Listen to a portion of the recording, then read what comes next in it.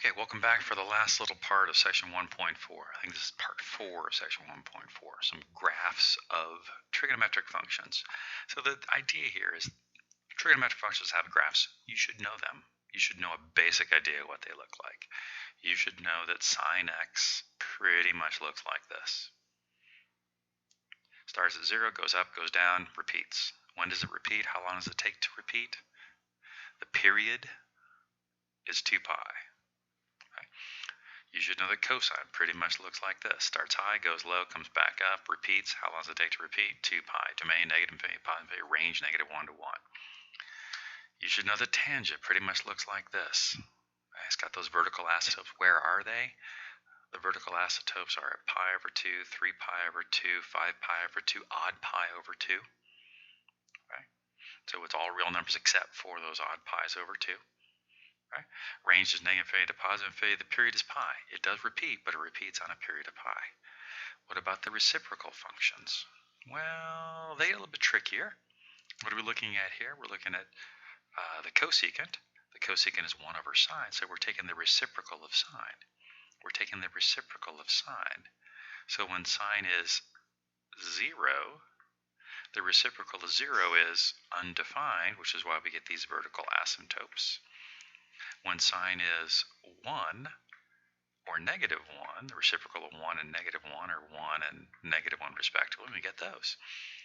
And so then these little pieces in here are just the reciprocal of all those sine values.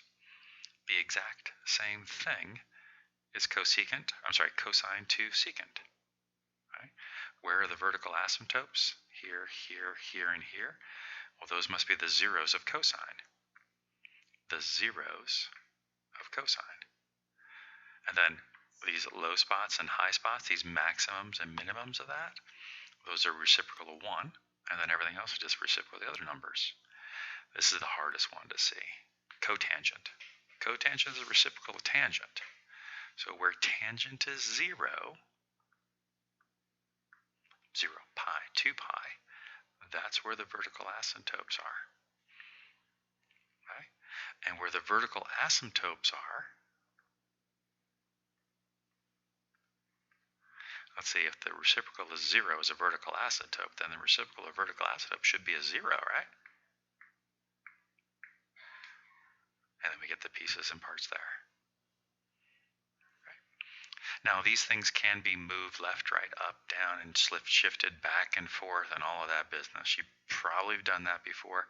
If you haven't, you should probably take a look at it, get out your trig notes, take a look at how to move things around, how to change the period, what does that mean, how to change the amplitude, what does that mean, and just take a look at those things. Okay? All right, this brings us to the end of section 1.4. I cannot stress to you how important this page, though, is in 1.4, solving trigonometric equations. One of the things that we do quite a bit of in calculus is we spend quite a bit of time working with functions, finding when a function is equal to 0, finding when the derivative, and we'll get to that, of a function is equal to 0.